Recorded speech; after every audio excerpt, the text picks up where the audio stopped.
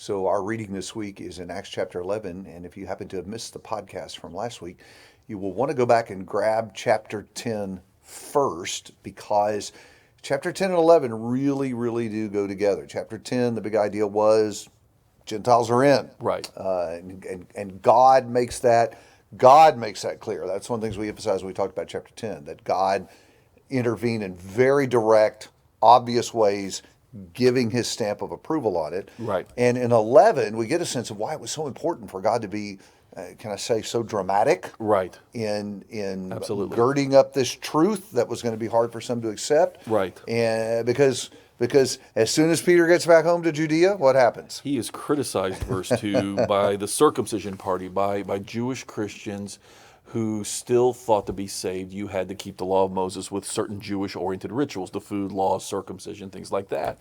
And so Peter's just gone and broken all those taboos. Yep. And so now we've got to have this conversation back in Jerusalem and help a primarily Jewish congregation understand that God, as the text puts it elsewhere, is not a respecter of persons, but all men who fear him are acceptable to him. So two big ideas in chapter 11 to watch for. The first big idea to be looking at is Gentile inclusion, because you're going to have a controversy about that in the first 18 verses. Mm-hmm. And then in 19 through 30, what we have is a record of the beginning of the conversion of the Gentiles, now mass outreach to include them too. Right. And then there are two places to identify. So on the front end, watch for Judea. That's where Peter goes back to and gets into trouble. And then the other place that's going to emerge that really becomes significant through the whole rest of the book is going to be Antioch. So up to this point, Jerusalem has been ground zero. But I think it's probably fair to say that moving forward, Jerusalem doesn't leave the picture. No. But Antioch really eclipses Jerusalem as the key place. Right. And becomes, because of conversions, this sort of mixed church of Jews and Gentiles, which is a symbol for what all churches were going to have to become. That's right. I think it's important to notice in the beginning of the Antioch church, when you look in verses 19 and 20, and look at your Bible map. Antioch is well to the north there in Gentile territory. That's what matters too. Right on the cusp of major Gentile world. That's exactly right, the larger Roman world. In fact, Antioch was actually the third largest city in the Roman world. Wow. So there you go. So it actually is significant that now the gospel's in this church on its way to Rome at the end of the book of Acts. But understand this about this work in Antioch. It's the first, again, to your point, kind of heterogeneous church, true mixture of Jew and Gentile. Jerusalem was obviously heavily Jewish.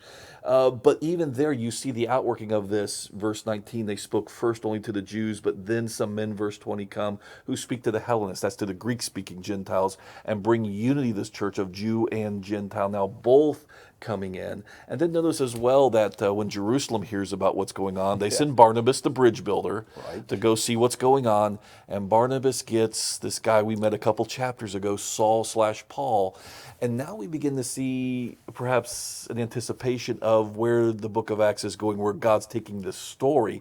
This man he's appeared to, in a sense, selected for this Gentile mission, what's now years before. His time is drawing nigh, and it's time to bring him back to this first true Jew-Gentile church, because that's going to be Paul's great work, is to be the gospel, the apostle to the Gentiles, but to also, in so doing, reconcile Jew and Gentile to each other in the church. Yeah, so in this latter half, you have three pieces to hook together. You start with Antioch, the place, Barnabas, and then he grabs Saul or Paul. Right. And so you have Antioch and these two guys who really form the structure now for the rest of the story going forward, which is very Lucan in its approach. Luke likes to lay out his characters and then begin to develop them. And that's really what happens to the rest of the book. One of the things that I think we have to tie into that, if you go back up to verse 2, it talks about Peter coming to Jerusalem and men taking issue with him. Mm-hmm. So as we think about Antioch and Barnabas and Paul being the beginning of this work to the Gentiles, or at least spearheading the work to the Gentiles,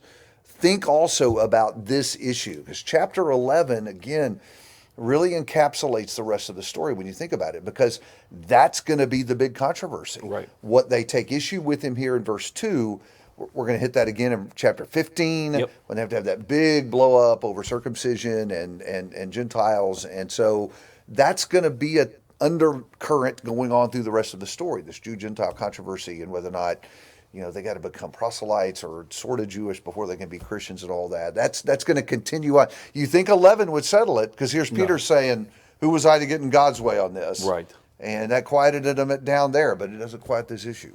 Well, and even to your point, one of the things that gets Paul in trouble the most preaching down the road is when he doesn't just teach Jesus as the Messiah. Jews of the diaspora were looking for that. But as he goes around the ancient world, teaching that Gentiles get to come in too, that's where people lost their patience with Paul. A lot of Jews lost their patience with Paul till the end of the book. So we have in chapter 11 what to watch for are these key people, Barnabas and Saul, these key places, Jerusalem or Judea and Antioch, and then this key work, the beginning of the conversion to the Gentiles and the controversy that follows. Very important for the rest of the book, so watch that as you're reading through chapter 11 this week.